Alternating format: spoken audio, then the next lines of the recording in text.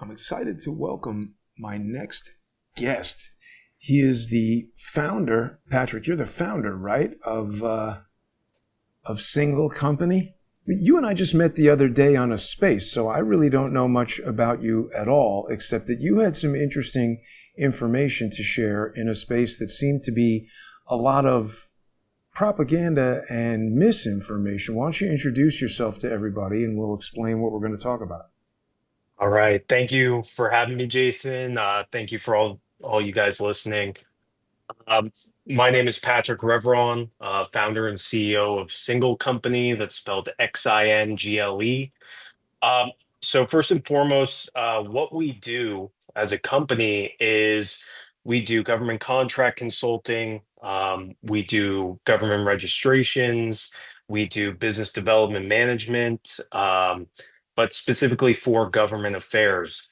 Um, so one of my specialties is actually looking through and doing contract auditing, especially after government contracts are closed out.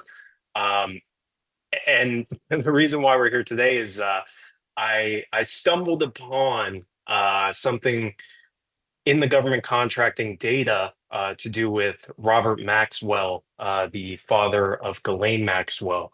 Um, and then some background about myself, 8-year U.S. Navy veteran, did 5 years, 9 months on active duty, 3 years reserve.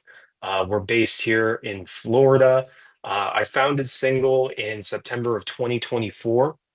We are a federally registered trademark. We are registered to do business with the government, and yeah, business is good. We have good projections, so a few clients. So thank you for having me, Jason.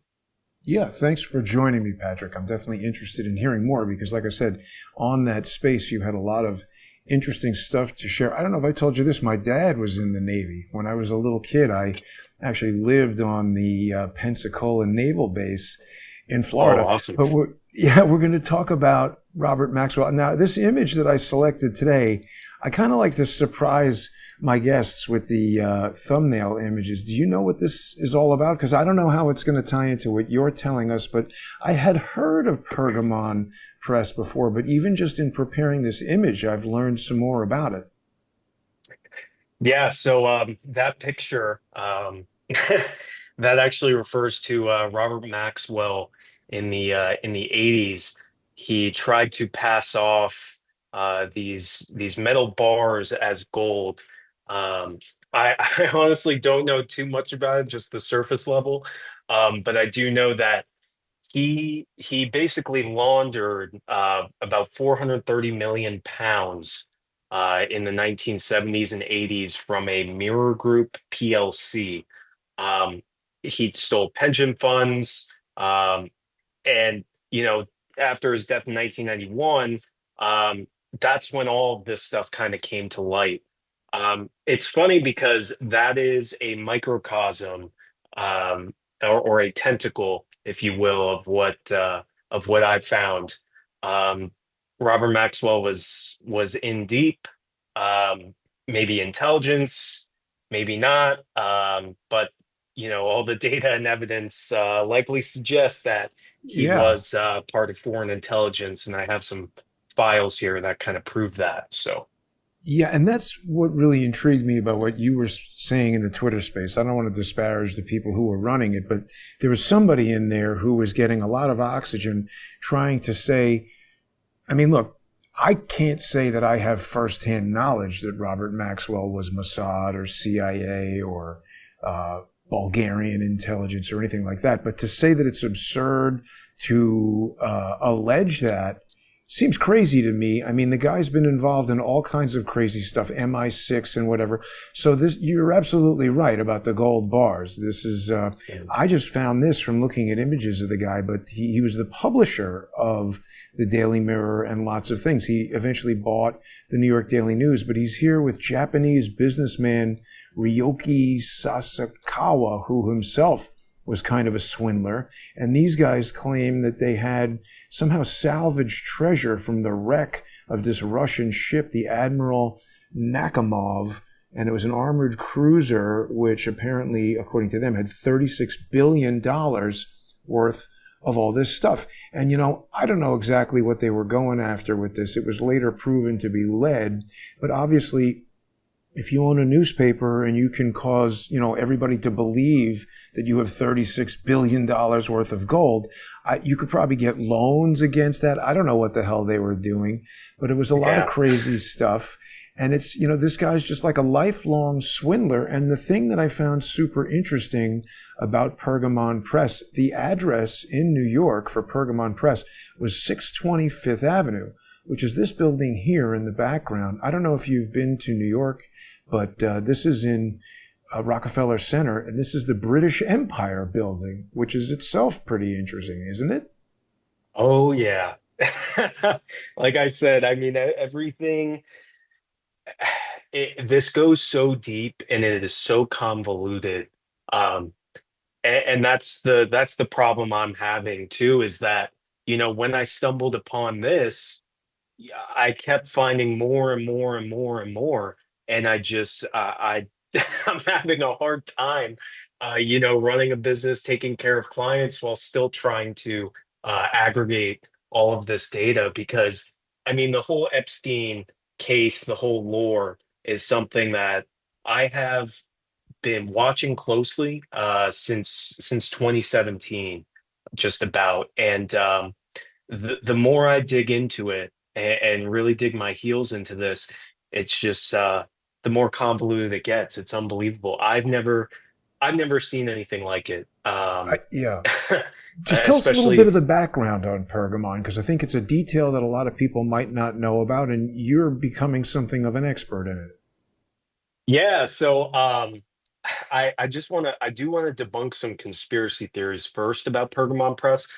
A lot of people have been saying that Pergamon is a Semitic word. It comes from ancient Hebrew, but that is not the case. It actually comes from Greek, and specifically the Bergama region in Western Turkey is where it comes from, which has some lore in of itself. But so Pergamon Press, they're a publishing company. They specify in books, pamphlets, any sort of publications, even magazines, which I still have to dig into that. Um, but Pergamon Press, founded by Robert Maxwell in the 50s, Robert Maxwell, father of Ghislaine Maxwell, convicted child sex trafficker and Jeffrey Epstein's right-hand woman, if you will. Um, so Maxwell started this company. It was based in Elmhurst, New York, when they were doing government business, but it's likely a shell company, is what I found. He's published over 40,000 titles under this Pergamon Press LLC. And for a publishing company that really wasn't at the forefront of, publishing any New York Times bestsellers or any controversial material or any notable authors, it is strange not only how many publications that he distributed, but also who he distributed them to and what the material was that he was publishing. Um, yeah, so this company is likely a shell company. It was legitimately operating as a publishing company, but um, just because there's legitimacy in the function doesn't mean that there's illegitimacy in the back end or the foundation of the business. When you say shell, Patrick, you mean, because my understanding is it's kind of like a front for intelligence. It was publishing a lot of translations of foreign scientific papers, right? Like from Russia and China. So he was, and this is the part I want to ask you about because it doesn't make a lot of sense. How could Russia and all these foreign things not know that this guy, it's almost like they wanted him to publish it, right? And he was so prolific in the publications. It was criticized in the stuff that I saw for maybe not publishing accurate stuff. Maybe Russia wants to give bad scientific information. What's the purpose of it? Is it a front? Well, that is a fantastic question.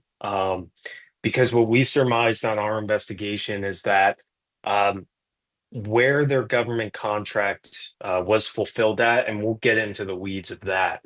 Um, but it was specifically to the USDA. And at the time, under the Reagan administration, obviously height of the Cold War, pre-Berlin Wall falling, pre-Mr. Gorbachev speech. So tensions were pretty hot, especially when this was in the midst of Iran-Contra. So what we found is that just going based off price, FOIAs for government contracts, which two of them were denied, um, and also what Pergamon Press says themselves in their archives is that they published these Soviet Union era, from the 1950s, eco-communism publications titles, which really harped on, things like 15-minute cities and, getting the Ooh, proletariat on your side and wow. eugenics and all of this crazy stuff. Um, and also, how the state needs to control the means of farming, basically communo-feudalism, if you will. So we found those publications, we found those books because um, they were also distributed as pamphlets, and there's some anomalies with the codes in the contract, which led us to believe that these weren't necessarily books, but they were journals and pamphlets, almost from an academic institution like Leningrad State University in Leningrad, Soviet Union. Hmm. Uh-huh. But it's also reported all over the place that this thing is like unbelievably profitable. So, it seems like they have all these sources, Epstein and Maxwell, and their links to Khashoggi. You mentioned Iran Contra. It's alleged that they were involved, in addition to all the child trafficking stuff, but in weapons trafficking and money laundering and all that. Yes. Yeah, like I said, it gets so convoluted because there's so many and I'm not a conspiracy theorist. I was once upon a time, and I like to think I'm reformed, but as Joe Rogan says, most of the conspiracies that people thought were in fact conspiracy theories are quickly turning out to be true. Well, This and also has, yeah. there are criminal conspiracies. I mean, that's the thing. See, so many people have heard this term conspiracy theory or conspiracy theorist, and it just makes them think that anytime you mention, I mean, even a real, actual conspiracy, that you can't talk about it for some reason.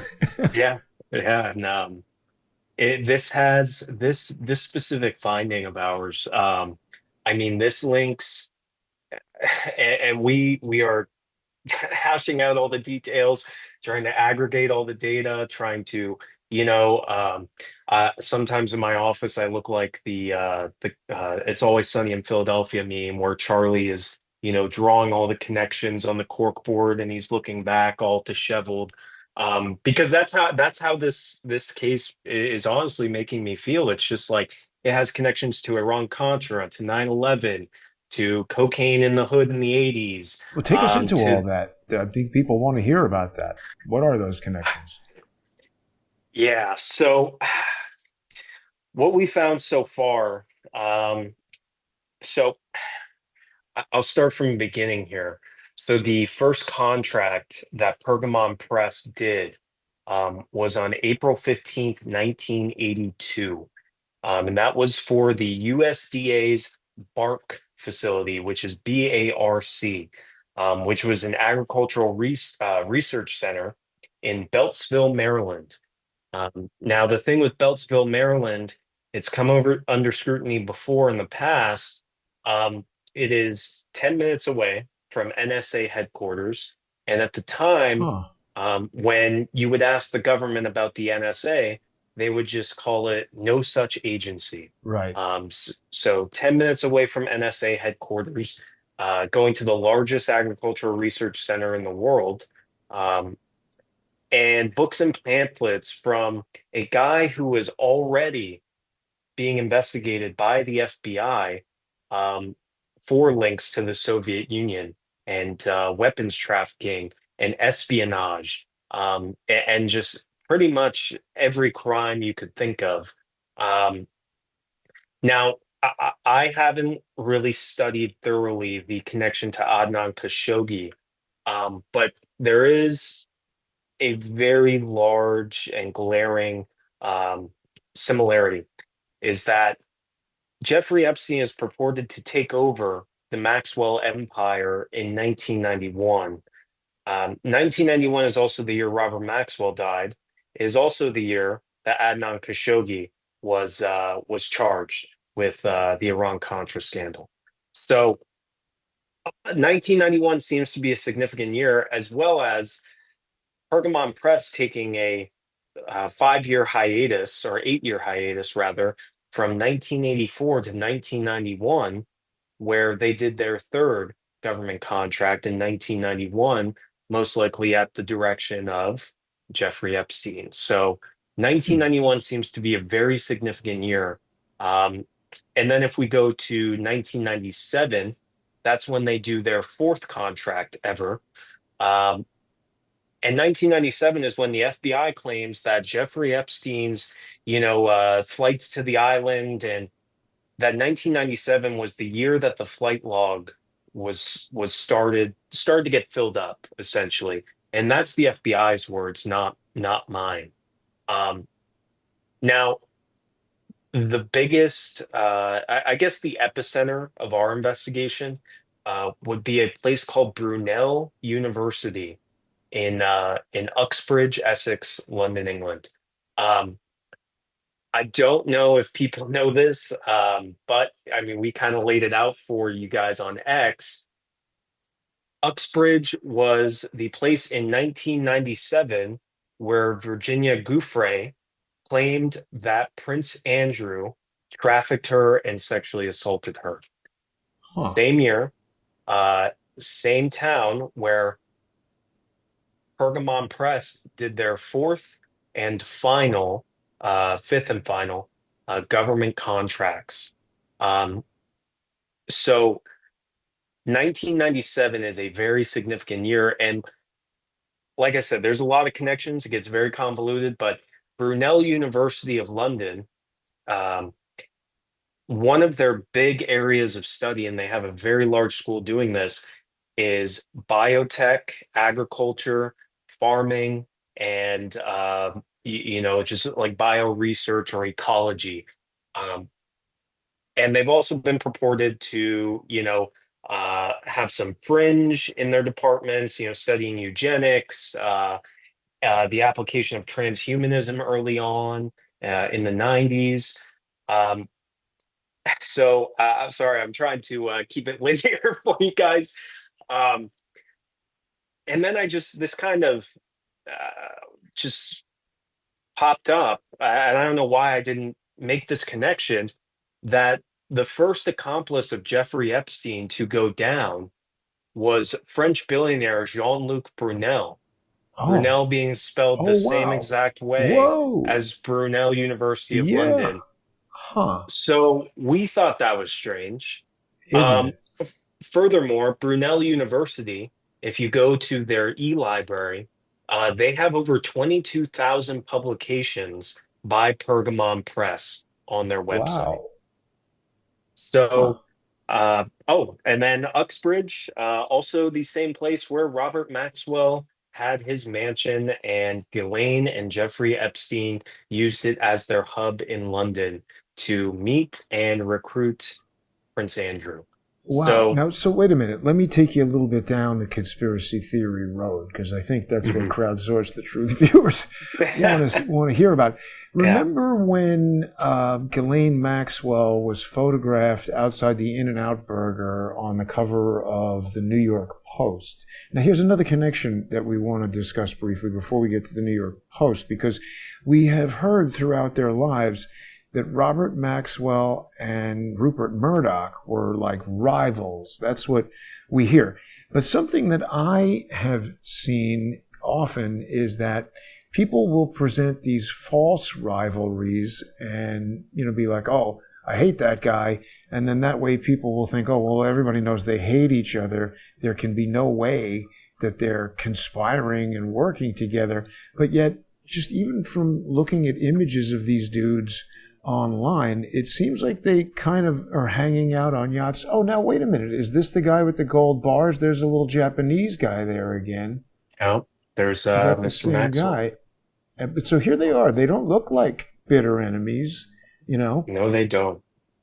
And Maxwell Um, owned the Daily News. Rupert Murdoch owns the New York Post. So this image of Ghislaine Maxwell at the hamburger restaurant appears on the cover of the New York Post, and it's super photo retouched. I mean, she's in her 60s at the time, but they present this much younger looking image of her, almost like it's like a cover of a glamour photo shoot. And mhm. she's reading this book of like the CIA book of, I forget exactly what the book was, but it seems like there's a lot of coded messages in this. I'm often pretty intrigued by steganographic messaging, things that are encoded in plain sight. Like, look at this glamour shot. This is a totally retouched image presented in the New York Post. I found out that this was taken not by some bystander. The story here tells us, some bystander at the Book of Honor, Secret Lives and Deaths of CIA Operatives is what she's reading. But we're told that at the age of 57, this multimillionaire pedophile is scarfing down a burger at this disgusting little hamburger restaurant, and just a bystander takes this picture.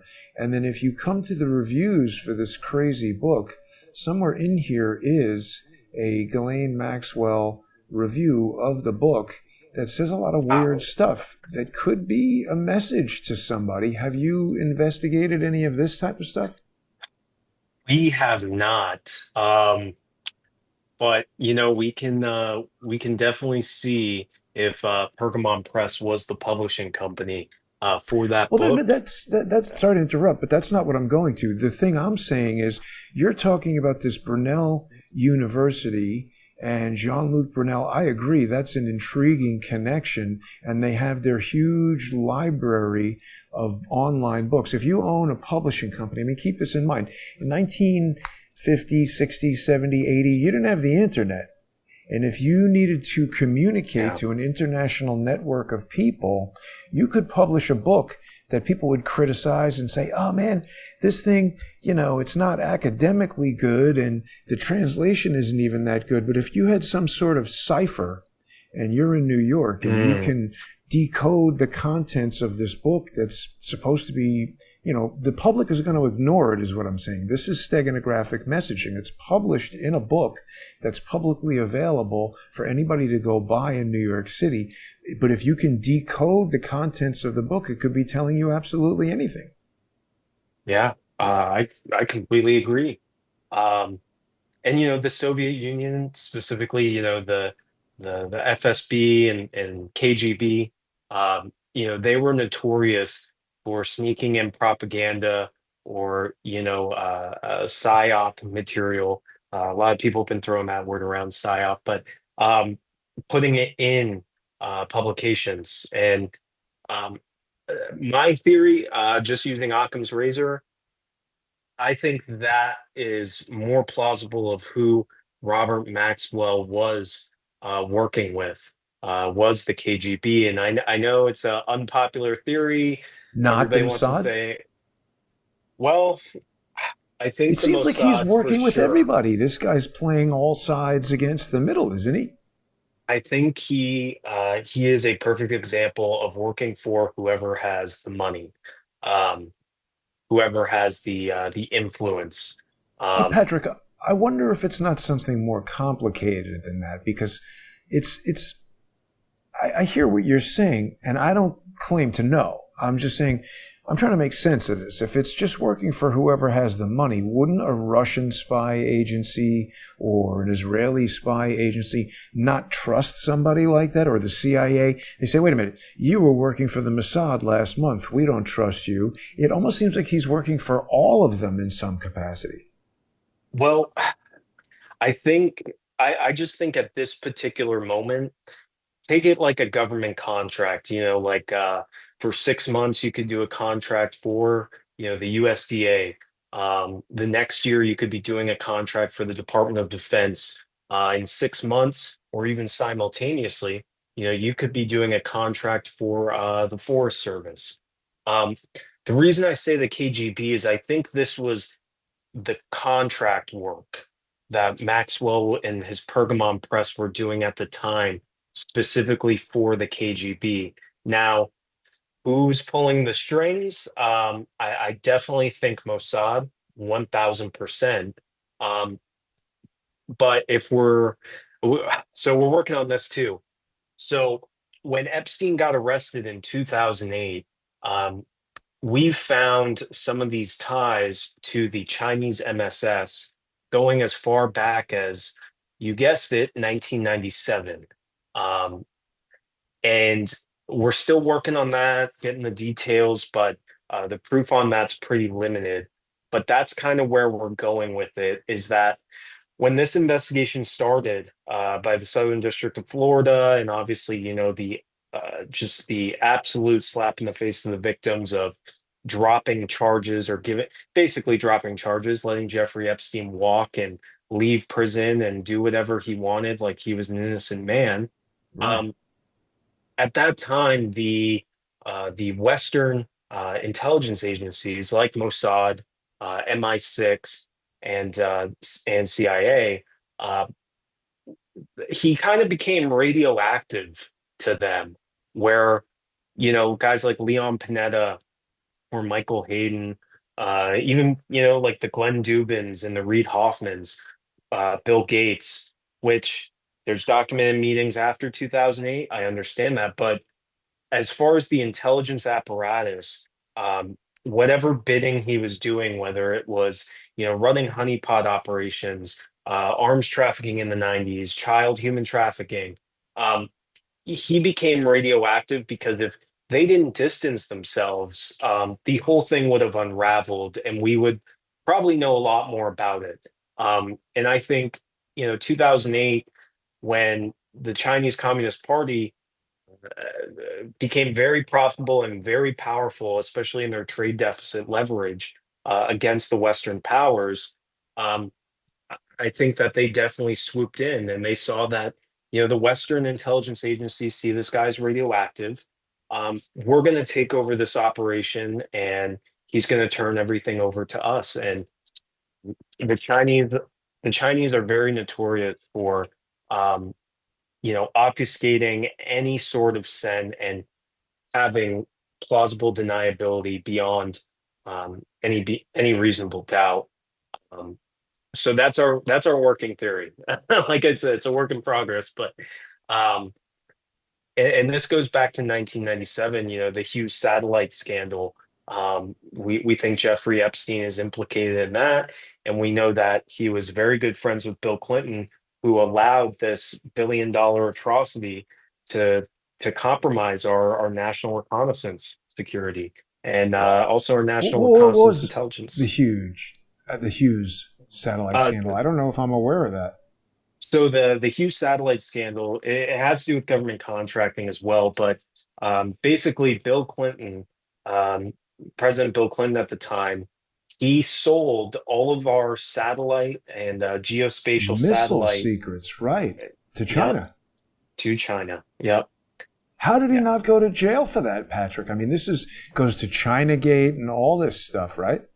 Well, I think that just like everything in government, any abject failure, whether in the Southern District of Florida or the many in Washington, D.C., I think three possibilities exist. I think it's either malice, incompetence, or both. And I think in Bill Clinton's situation, it very well could have been both. Um, and also, the American intelligence apparatus at the time, especially in the late 90s, NAFTA and, post-Gulf War. And now that we have terrorism in the Middle East on the rise again, and Saddam Hussein's authoritarian regime and all of these fringe quote unquote dictators in the Middle East that are at the apex of their power, they were overlooking the threat of the Chinese millennium, as I call it, because all of the naivete of the intelligence community, of national security apparatus, even our United States military, um, gifted China so many layups for the basketball fans. And they have been slam dunking in our face for the last 25 years, especially after the Hughes satellite scandal. Um, it has been uh, just abject failure after abject failure, which makes me think, especially being a former federal government employee, is somebody knows what's going on and is allowing it to happen. Um, and in 2008, they became, especially their MSS, their CIA, um, grew to about 90,000 to 100,000 members. Um, our CIA, our DIA, National Reconnaissance Office, all 18 of our intelligence agencies, there's maybe about 40 or 50,000 at best, and that's including NSA. Um, but MSS, they have 100,000 people indisposed, and not to mention all of the civilian agents that they recruit, not just on the mainland, but Here in in New their York. proxies. Yeah, They're in the yeah, cops. They're downtown yeah. selling watches. So this is getting to the heart of what I'm talking about, Patrick. And I know you started off by telling us you're not a conspiracy theorist, and I don't want you to be a conspiracy theorist. But the longer you and I get to know each other, we'll come back to this day where you just said that, and you'll say, when I first met Jason, I said this. But now, because what I'm talking about is throughout history, there have been these seemingly inexplicable, throughout American history, recent modern American history, where we've got Lee Harvey Oswald traveling to the Soviet Union and coming back inexplicably, being allowed to do that in the 1960s. I don't know if you know this, but Bill Clinton and his Oxford roommate, Strobe Talbott, went to the Soviet Union in the 1960s. And Strobe Talbott, he translated the memoirs of, I guess it was it Brezhnev? The guy who was the president, Strobe Talbott. What was the book that he translated? And they were like 19 at the time, which seems really crazy to me. Like, why would Strobe Talbot And if we're on the subject of Bill Clinton, we could Khrushchev? even get in. Nikita Khrushchev. Okay. Yeah, so he's translated this whole Khrushchev Remembers, translated by Strobe Talbott. What? You've got some Yale University student doing this, not some learned scholar. That is weird to me. And what was Bill Clinton doing in the Soviet Union? You've just brought up the thing that is the essence of Chinagate. He gave ballistic missile technology to China that enabled their entire space program. China now is, in addition to what you've just told us, that very troubling information about the sheer volume of intelligence officers in China, China now has done more research on the moon than every other country combined. They are mining helium-3 on the moon, which is nuclear fusion fuel that could lead an energy revolution that would turn the United States into basically a third world country and could make China incredibly rich. Doesn't it seem like there's some globalist enterprise that doesn't care about the United States, doesn't care about the United Kingdom, the Soviet Union? It's like they sit on top and we are all pit against one another to fight over these petty little differences and borders, and just like Joe Biden allowing millions and millions of people to flood into the United States and New York. Who in their right mind would do that unless you're trying to destroy the United States? Are they just transferring wealth and technology and knowledge to the next global superpower and collapsing the current one and doing something with money that we don't understand?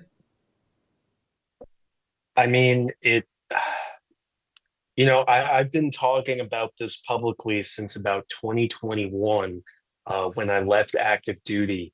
I used to have to do these equivalents of the presidential daily briefs to a commanding officer, my commanding officer, and a one-star admiral, which I'll tell you offline who that one-star admiral is. But um, in these briefs, China is everywhere. Taiwan, Hong Kong, Singapore, which are the obvious ones. But knowing that they're off the coast of the Philippines, that they're, off the coast of Yakutsk in Russia, they're off the coast of South Korea, they are moving, as far as maritime operations and intelligence operations, they have been allowed to operate at will for the last, especially 10 years. Um, and to think that that is not going on in their largest existential threat in the United States of America, um, is simply idiotic. I've seen it firsthand. I've seen what they're capable of, especially their intelligence apparatus, and it is shocking, how. And I'm not trying to hype them up here, but it is shocking how far we are behind on their human intelligence gathering.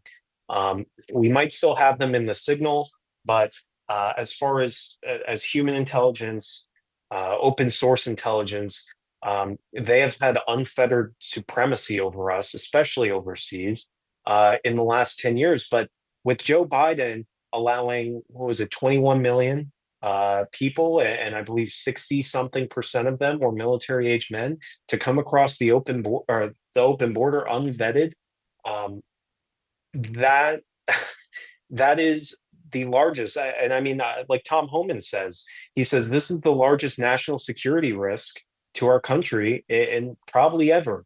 And I agree Yeah. with him because we don't know who's coming across that border, especially military age men. And the events that happened in New York in 2021, where 2 miles from Mr. Hakeem Jeffrey's congressional office in Brooklyn, just so happened to be a Chinese foreign police station right there. Big bold letters, three-story building, had Chinese officials. I believe Li Shuang, the chairman of Chinese communications, he visited a few times. So um, it's so naive to think that they're not operating here, which they are. And once they started that, which would be in the mid 2000s, about 2008, just to bring it full circle. That's what leads me to believe that they took Jeffrey Epstein under their wing, um, China and did? used him, yeah, and used him to their advantage. Like I was saying earlier, I feel like Jeffrey Epstein, once he got arrested the second time, um, he was extremely radioactive to the Western intelligence agencies. And if anybody was going to aid and abet the Chinese Communist Party, nobody better than Jeffrey Epstein. He has a connection to Bill Gates and tech. He has a connection to Reid Hoffman and fintech and also social media. Bill Clinton, former president. Um, it's so it's such so anti-American, anybody who's been complicit in this Jeffrey Epstein thing, not to mention, the vile atrocities and thousands of victims and poor children who had their innocence taken away from them. And all these people, sorry to go off on a tangent here, but should pay for what they did and rot in hell, honestly. But I have that's zero part of the tolerance. thing I think that's difficult for people to process is that it seems like raping children on the scale of criminality, that's like top one or two. Like you can't get Yeah, much yeah, worse than that. I mean, yeah, murder, that. What else yeah, is there? And yeah, nothing is happening. So it yeah, becomes like we've heard even people who trust a lot, whether it's Donald Trump or Scott Adams. I mean, I don't know who people trust and listen to, but who are like, oh no, don't talk about that anymore. It's like, wait a minute, what the hell are you talking about? How are we not talking about that anymore? And I mean, look, everybody knows the cops are doing undercover stuff, and I've spoken quite a lot about this otherwise illegal activity authorization that the DOJ has all kinds of documentation about who they're authorizing to do what. And there's a lot of moral conflict and questions surrounding that kind of stuff. I think most people can yeah. understand that if the police need to go undercover as drug dealers or something like that and sell a bag of cocaine to somebody, maybe we're willing to accept that level of criminality in order to catch the bigger criminals. But even if you think about that, what if the undercover cop sells a bag of cocaine to somebody who goes and parties with somebody's 18-year-old kid and that person dies? There's just Exactly. no Yeah. accountability for that. So at what Yeah. point does allowing these crimes to happen become worse than the crime itself or the same as the crime itself? And what possible crime could you be solving that makes it justifiable to allow somebody to rape children on an island for untold years? It's just, I Yeah. think, very difficult for people to reconcile this sort of stuff. So it's almost like there's got to be something there that we just can't conceive of for this to even be able to happen. What has enough power to do this? And the same kind of conflict exists in this notion of why is Bill Clinton allowed to sell satellite and missile targeting and rocket technology and missile technology to China, and Joe Biden is allowed 30, 50, 60 million military people to enter the United States and nothing happens to these guys? Yeah. I was in an X space last night, and I appreciate that everybody is understanding and looking for answers and looking for accountability of just, which is to me, some people think differently, but to me, that is the worst crime imaginable, is hurting a child, um, especially in the way that Epstein did it. But we need accountability. And the Trump administration, okay, all of these great things they have done, we can separate all of the great things of this administration legislatively that they've done, especially in the last 7 months. I mean, they're on a historic pace, but the question I ask is at what cost? At what cost if James Comey is walking free and posting 8647 on his Instagram, child predators who work in tech and on Wall Street, Silicon Valley, Hollywood, especially in DC, are allowed to run free and nobody ever knows their names. Why? I would. I'm not going to say I would take a recession if we got prosecutions, but at what cost? Because if Donald Trump wants to be this great uniter, and this great uniter of a president that he's setting out to be in his Nobel Peace Prize and all the ceasefires, that's all great. But what about the accountability for those people committing the most heinous crimes, with Epstein and all of his clients, and then Comey and John Brennan, committing treason and actively doing a counterintelligence operation against the sitting president of the United States? Where are the arrests? That, and I think I voted for Donald Trump twice, and I'm pissed. I'm like, where are the arrests? Let Where me is ask you the this, because you're on a good point here with this investigation into Comey and Brennan. A lot of people, maybe even me, think that why are they suddenly announcing this now? It's like everybody is Mhm. pissed off about Epstein. And frankly, this is pretty funny. I mean, you look at this image from the cabinet meeting here, just this one still image. It's look at the look on all of their faces. It's like somebody just ripped a fart and they're all like, ah. Something Yeah, stinks in this room. And it was, look, Trump's reaction was nothing short of like, what the hell are you doing, Trump? Why didn't he just look at Pam yeah, Bondi and say, do you want to answer that? If he didn't want to answer it. It was such an overreaction that it makes him seem guilty of something, covering it I up at 100% agree. least. So is this investigation part of the cover-up? They want to distract us, and will anything happen to Comey and Brennan? I mean, how many investigations have we heard of them opening, and then they just dick around, have a bunch of Yeah. congressional hearings, and somebody will yell at them, and then that's it? Well, like, I'm not usually a pessimist, but I'm very pessimistic on the premise that James Comey or John Brennan are going to face any sort of charges, especially with John Brennan's background and how his deep his tentacles go into all these different apparatuses of the establishment. Donald Trump needs to come out, and to he needs to not like what did he say? There's very fine people on both sides, even though he didn't say that. But um, the media is going to spin it against him. You already see the liberal media who didn't know who Jeffrey Epstein was for 8 years. Now all of a sudden they're like, why is Trump covering this? Why it's the greatest cover up ever. And we knew they were gonna do this. We knew it. But all Donald Trump has to say is there's the files. I think disclosure, no matter what is in it or who is implicated, um, I and I hate to say this, but I'm already seeing it on X that a lot of people would vote for him a fourth time if he is heavily implicated in the Epstein files. And CNN keeps showing that video over and over and over again of him and Jeffrey Epstein coking and joking at that party, and I got all that. I also understand that he kicked Jeffrey Epstein out of Mar-a-Lago. He disavowed him in 2012.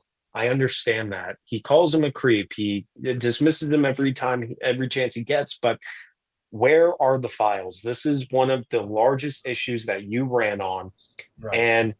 and you are betraying the very people who got you elected. I mean, including Elon Musk. But That's a it whole is, separate show to talk about Elon Musk. yeah, Let me take you to yeah. another scoundrel here who's been all over X today. I Oh guess man. this came from Schellenberger or Oh, something. I don't know. oh, But Dersh was on the Sean Spicer show, and he's saying that he knows who was on this list.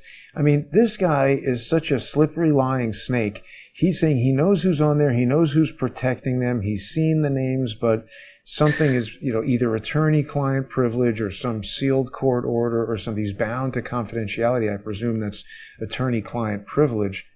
He's holding his hand to God. I don't believe anything this guy says. I don't know if I you've had a don't chance either. to see my interactions with Dersh, but he's a lying asshole. What do we Yeah, think he's talking about here? yeah. It's funny. I was going to make a joke. He knows exactly who's in the Epstein files because he is in them, and we know that. We He's like, know I was that. at the party. Yeah. And I hate. I'm very against censorship, and I hate the whole deplatforming thing. Um, but this guy, remember, this was the guy on Fox News in 2020 and 2021, um, who was defending the vaccine mandates and defending the lockdowns Oh, I and telling remember. everybody to shut up. And now, I mean, he's defended Epstein. He's implicated in the files. He's implicated in the flight logs. He has connections to Clinton. He has connections to Trump. I mean, like his he's a typical Harvard lawyer, PhD type, academic and an elite academic who made a career on just going with whatever way the wind blows instead of focusing on trial law like he actually went to school for. But um, I can't stand him. And I did see your interaction with him, and I'm just like, wow, this guy's really going to take all these lies to the grave. I mean, it's just I almost feel bad, for how accomplished this guy is and how revered he was, especially in the 80s and the 90s and early 2000s. This legal genius, Even now, lawyers think even that now, about him. yeah, even Yeah. now, yeah. It's just such a shame, and I think it's a perfect allegory for Trump is that all these things you accomplished, all of these great things you've done, all of these policies you've enacted and changed, well, guess what? You're taking it to the grave. And But Patrick, doesn't this take yeah, us back to this theme that I'm sort of harping on where we've got people playing both sides of the fence? Dershowitz, like you just yeah, said, he's defended Trump. Now here he's coming out saying he knows who's on the list. This is red meat to the people who hate Trump.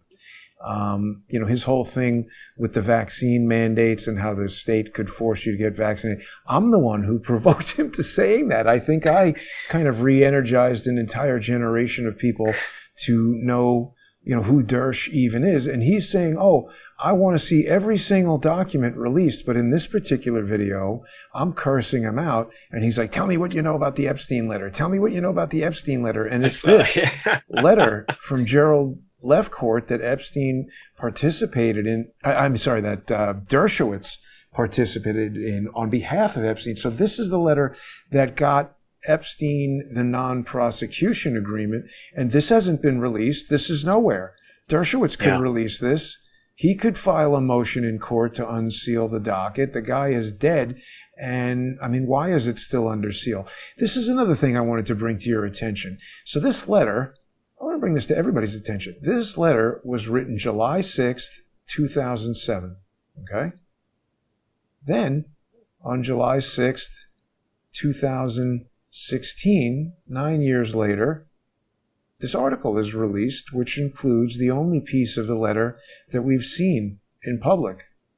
This Malia Zimmerman releases the letter. And then, so that's 9 years later, 3 times 3.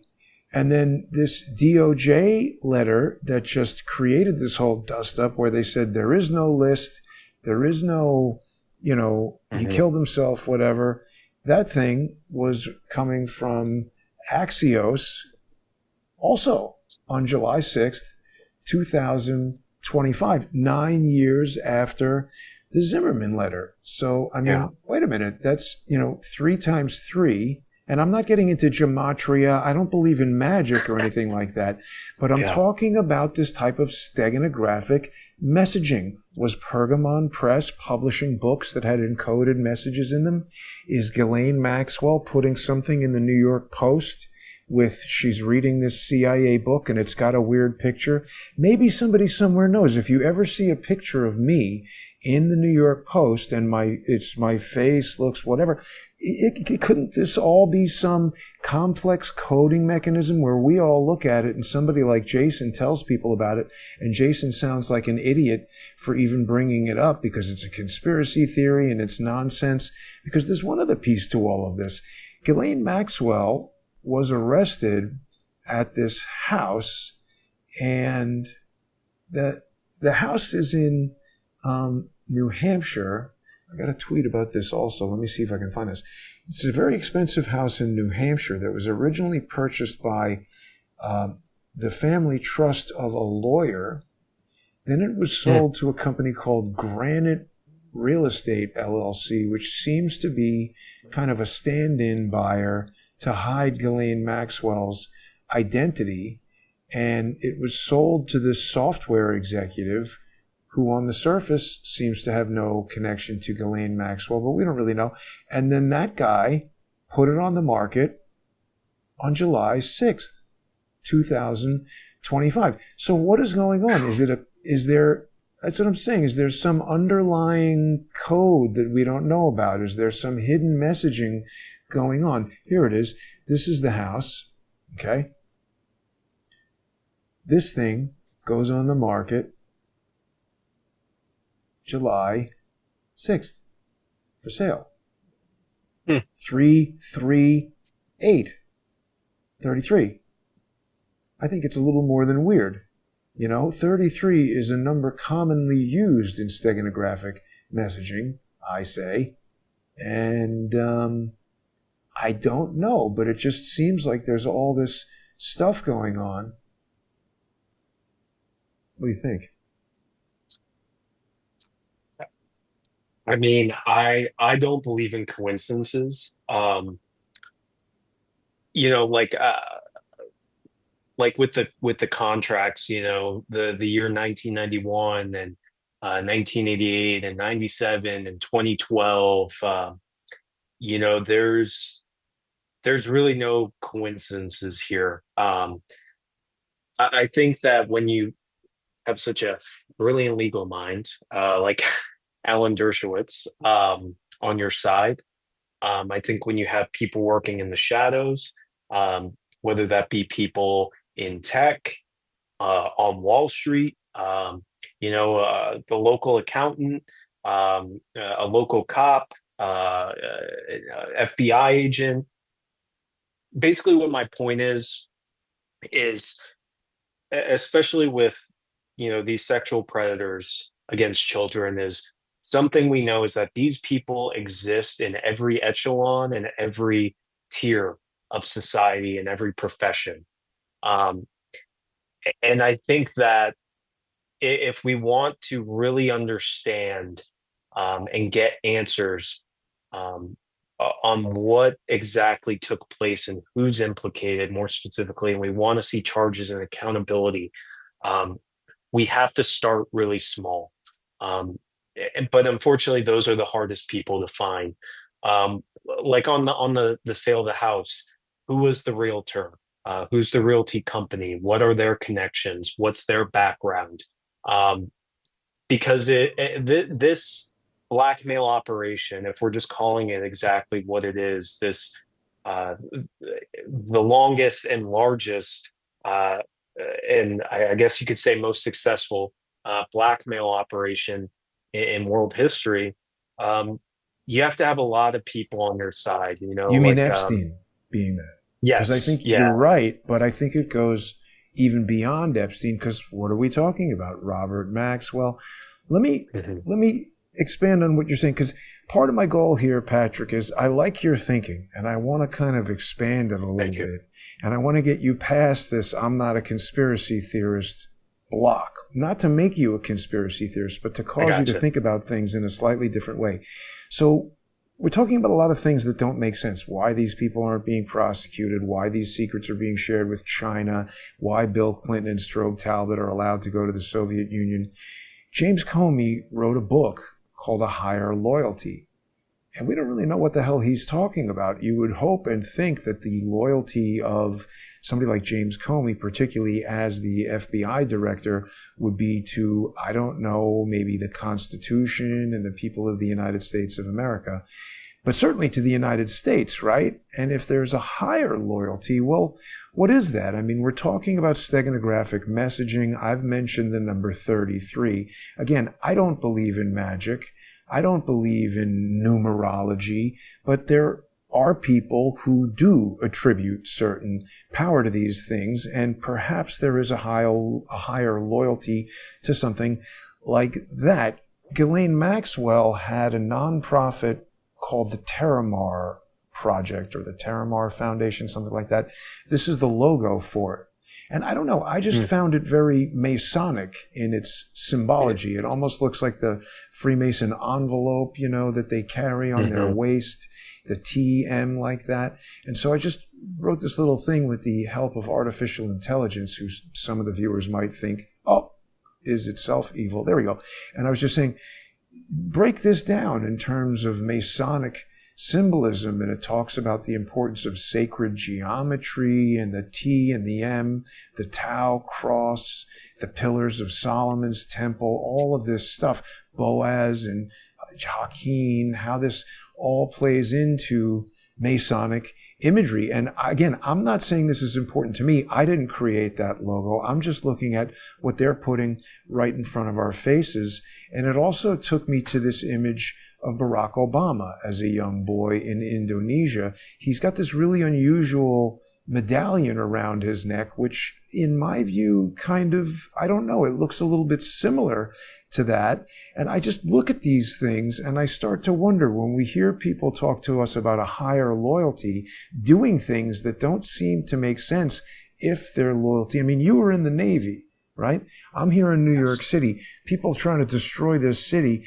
The most important thing to me is being safe and living here in New York City and in the United States. And certainly you joined the Navy to defend the United States. My father joined the Navy. My uncle joined the Navy to defend the United States. And here we have traitors, seemingly. I don't know. I don't have the answers, Patrick, but I wanted to drop some of this on you. I really did like what you were saying in the space the other day. I hope that you and I will have more conversations in the future. Certainly feel free to give us your closing thoughts here, but I want to make sure that people know that they can find you on X at Xingle Company, and Xingle is spelled with an X. What do you think about all this?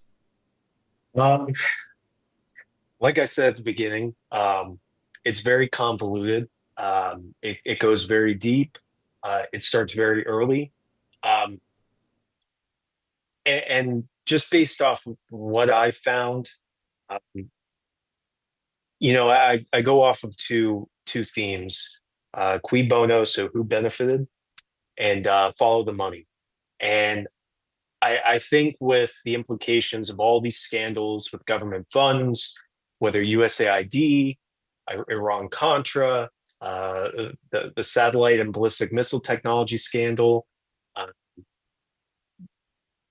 the federal government is either complicit in this, or they seem to be running it. Um, and I think the data is out there.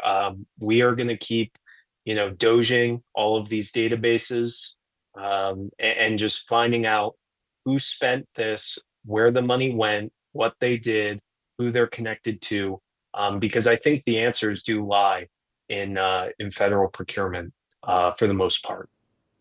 And I like that analytical approach that you take. I want to leave you with one Thank more you. thought. And again, you and I have just met. This is our first Yeah. conversation, really, and Yeah. you don't know me Yeah. very well. I don't know you very well. I'm not a Yeah. religious guy. I don't quote the Bible. People get upset at me and all that. But I'm saying I observe that obviously there are people who put great power in a variety of different things. And I meant to bring this up earlier. A lot of people have been in our comments talking about this. Pergamon Press, okay? In the book of Revelation, the city of Pergamon is described as the throne of Satan. And There I it just don't is. think that that could possibly be a coincidence that Robert Maxwell, again, I didn't name the thing Pergamon Press. Robert Maxwell did that. And why did he do that? So is it Yeah. these people who have a higher loyalty to these things, whether it's masonry or, some esoteric religion that is trying to bring about biblical revelations or, I don't know. But it's Mhm. interesting to observe all of these things there. I want to thank you for sharing your time with us today, Patrick. I hope you'll come back again. I Of want to remind course. everybody they can sponsor Crowdsource the Truth on subscribestar.com/crowdsource the truth, patreon.com/crowdsource the truth, crowdsourcethetruth.substack.com. And of course, people can follow me on X at JG_CSTT. Subscribe over there, sponsor the show. Patrick, thanks so much for joining me. Great to meet you. Great to speak with you. And thanks everybody for watching. Have a great night. Thank you, Jason. Take care.